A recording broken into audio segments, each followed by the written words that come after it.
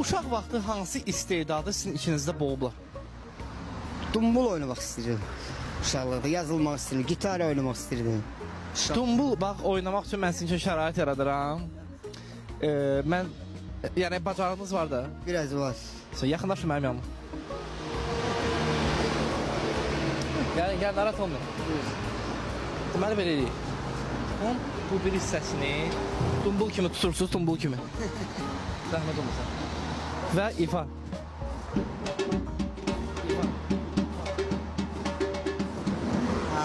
Halal olsun. Möcüzəvi bir ifa idi. Mən inanıram ki, siz TikTok'da, YouTube'da belə bir anın içində tanınacaqsınız. Şahini Qırmızı Adamda nə inirsiniz? Qırmızı adamda iştirak edəcəkdi arasına. Poxvi izləyirsiniz. Nəyin dalayağısınız? Mən heç nəyin dolayaq deyiləm, mən elə insanım. Peki nəyin dalayağısız xəbəriniz yox? Peki gizlədiblər sizdən mən? Yox. Qırmızı Adam verilişində Face Studio sponsorluğu ilə, Xan Restoranı sponsorluğu ilə, Face Home'un sponsorluğu ilə kimi çəkirik? Nizami. Nizam Gəncəvi, yoxsa elə belə Nizami? Qasımov. Yox, elə belə Nizami. Yox, elə belə. Mənim, nəyin dalayağısız? Nəyin dalayağısız? Bu fikirləşim deyil. O fikirləşmək üçün mənim siz... Sağ olun, mən siz elə adamsınız ki, onun üçün çox fikirləşməməlisiniz. Nəyin dalayağısız?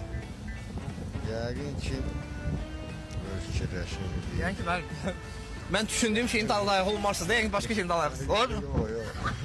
Nəyim darağıyam? Valla bu fikirləşim deyil mənə. Baş var ki, də Kim gəlir? Kim gəlir benim karşıma? Azeri İbrahim Tatlıses. Oraya bak. Oraya bak, oraya. Gör, sanatını görkemli adamı. Gör ne tarzı, üst başı. Onu temizlemek lazım, temizlemek. Benim onu. Ona ne tedbir görmek lazım, onu.